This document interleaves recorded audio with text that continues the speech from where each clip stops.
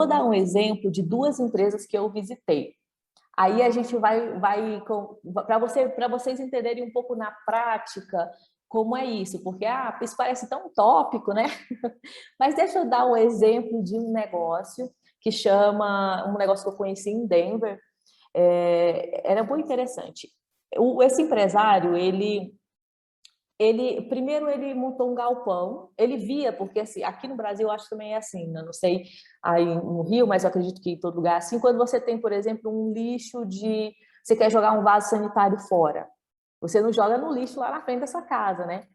Então, geralmente, para existir tem como é que fala? Aquelas caçambas, assim, que você joga lixo de construção e uma empresa vem buscar, é todo um processo. Lá nos Estados Unidos também é assim. Então, se você quer jogar um guarda-roupa velho, um sanitário, alguma coisa assim, de móveis e construção, o que acontece? Tem que ligar para uma empresa, eles vão buscar na sua casa e aquela coisa toda. Lá funciona assim.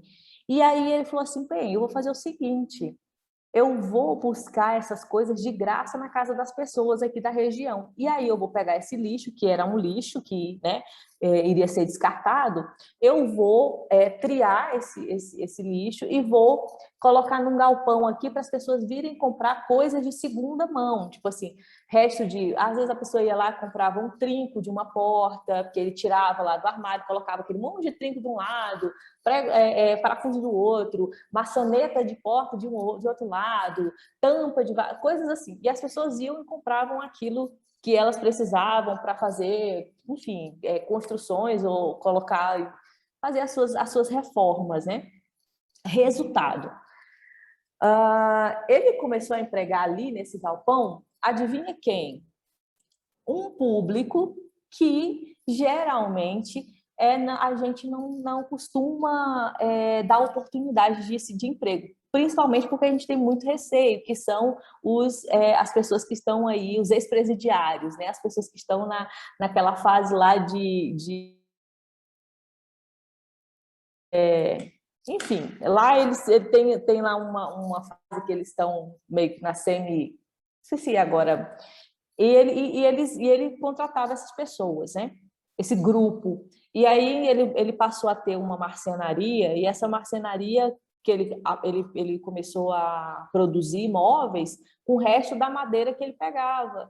E aí ele começou a produzir mesas, etc. E o que ele fazia? Ele contratava esses ex-presidiários para trabalhar, para aprender o ofício da marcenaria, trabalhar lá com ele, alguns funcionários ele absorvia, outros que ele não conseguia absorver como funcionário, ele dava uma carta de recomendação dizendo que ele treinou aquela pessoa lá no ofício da marcenaria, e ele dava essa carta de recomendação para as outras marcenarias da região.